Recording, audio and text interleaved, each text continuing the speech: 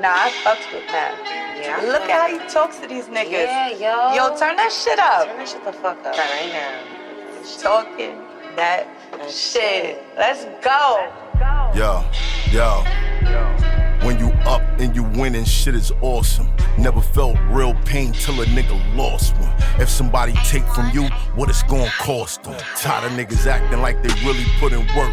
Hear the boss come, be yourself. It'll do you better in the long run than see yourself staring down the barrel of a long gun. Some rappers never had no street cred, so they bought some.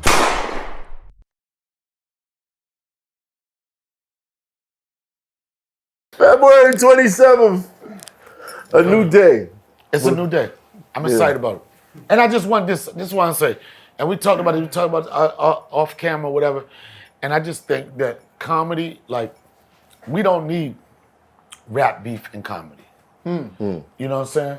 And if we look at it, if we look at everybody, if we look at where we come from, I look at my life, and I'm like, for whatever I think it is, wherever I think I need to be, I was able to connect with my God-given talent and make a living off of it. Right. And we get caught up on it so much, what we should have, whatever, but at the end of the day, when you realize we do what the fuck we want to do. Mm-hmm. I always say, it's two excuses, a good excuse and a bad excuse. At the end of the day, it's an excuse.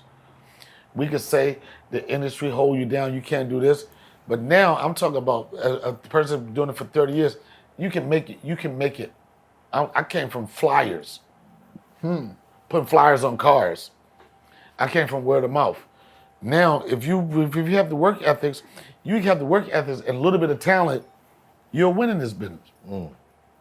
Well, how is the beef avoidable now when you see how much attention it garners?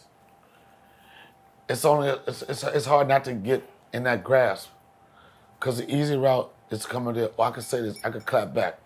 It's easy. It's gonna be a handful of people that still got integrity.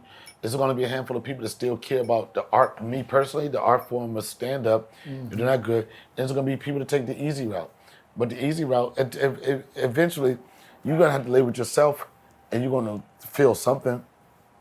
You know, are we gonna see Donnell Rawlings on Shannon Sharp? Like, without them, I like to know what was going on. Let me tell you something. The funniest thing about that Shannon Sharp, the funniest shit about that Shannon Sharp Cat Williams interview is that Cat Williams' feet never touched the ground.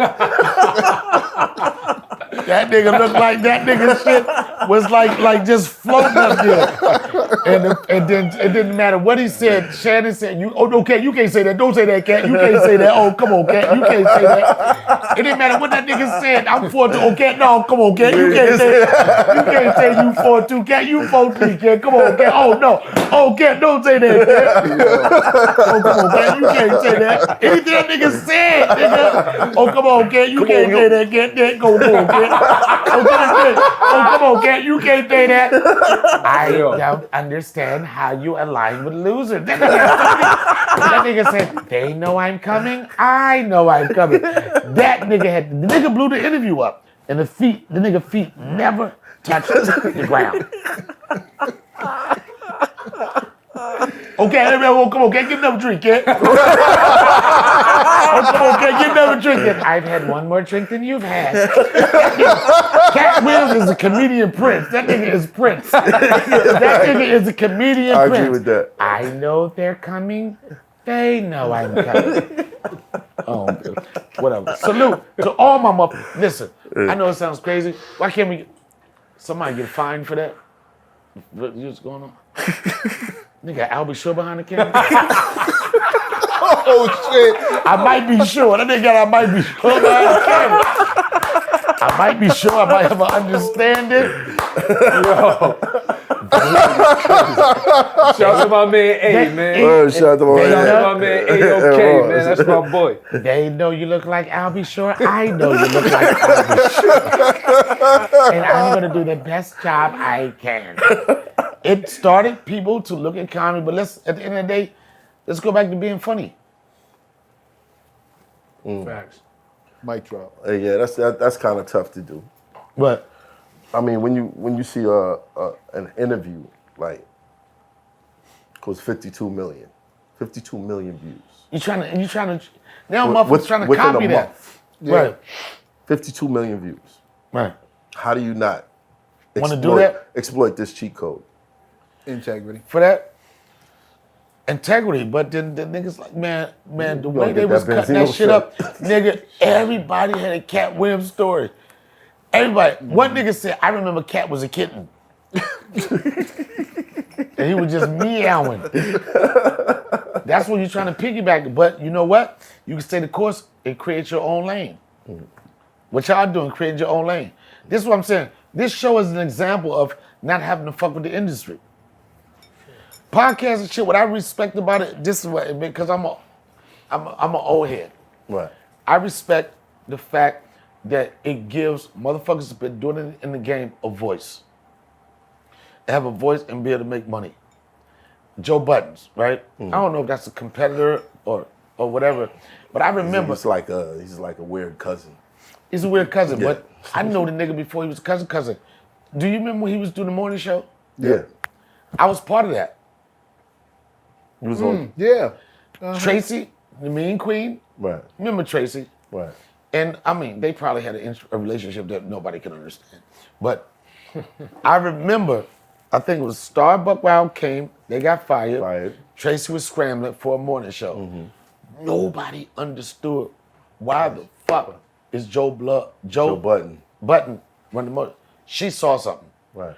right? But the thing was, and this is why things evolved. Back then, if you was a rapper, you did radio, you quit. Yeah. The label basically told him that he had to quit that job. They did? Yeah. But look, cut to where it is right now. It was him, it was Miss Info, it was me, it was Ebro, it was probably one other. And then when I look back at it, he was good at it. But you can't be a rapper and do a morning show. You can't do it. I mean, you could. No, back then you couldn't. Back then you could. The reason why, because the money wasn't associated with it. Back then it was like this, this nigga gotta pay his mortgage, he gotta got a pay his day car job. note. Yeah. It wasn't no shit like no millions or no shit like that. And it's interesting because I was a part of that joint, and right now, look what he's doing for himself for that shit. Right. This shit changed. Right. I've been a part of that. I was at Power 105 before the Breakfast Club came there. Big Tigger. You remember that? Yes. Big Tigger, Egypt. It was Big Tigger in Egypt. Nate Bell, program director. During that interim, Big Tigger had 2 weeks to figure this. They had 2 weeks to figure this shit out. I came as a guest on it one time, right? And I came as a guest, and this is what flipped the show. Holly Berry came. She was a radio interview, right? I said, Holly Berry, when you did X-Men, I said, for all the black women out there, the strong black women, and you are a legend to them, and you give them inspiration and everything. And I said, what color drawers was you wearing when you did X-Men?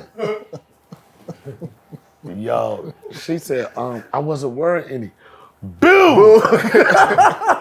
They had 2 weeks. That Monday, Ed Lover was supposed to come back and take the morning show over.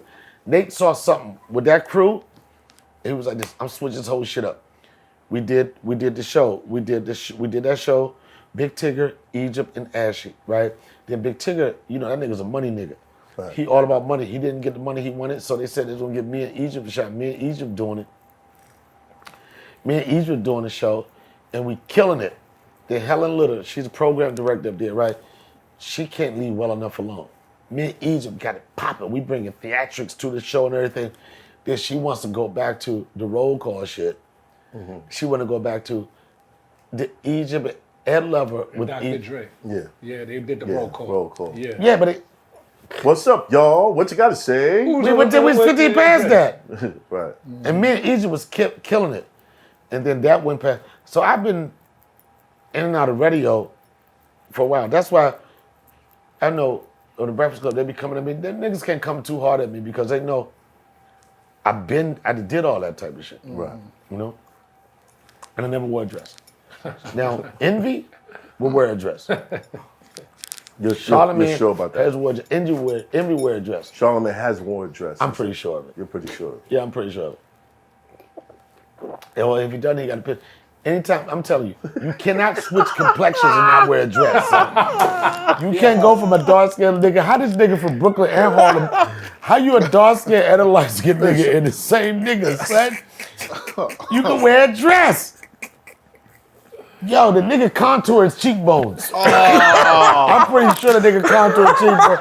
I know he get his lashes done, son. That nigga get his eyebrows plucked or something, son. Come on, it don't go. Charlamagne alone, man. I don't know what kind of Wonder Cream that was, but you got it. Yeah. But people always ask me, is that beef real? I was like this. That's the same thing as question, is fucking wrestling real? If it's a cross between you think it's real or if it's real or it's a fake, if it's real or fake, you still watching it. Right. Yeah. So y'all good? Yeah, that's what he's saying, essentially. I'm a business person. I know how to create a narrative. Like when I first started going to a Breakfast Club, I could have went up there and assassinated everybody. That storyline is not gonna be as funny as rooting for the underdog. And my only beef, now I did have a real beef with it. My real beef was when you keep on trying to say, I'm not funny. That's like the N-word for comedy. You're not funny. That was my whole thing. And the nigga used to always mention people names. I was like, I'll shit on them, I'll blow them up. What the fuck you keep talking about? Michael Blackson, Gary Owens, they all cool, they my peers or whatever, but Bust down rolling for the hell of it. It's my time to shine, spotlights is my element.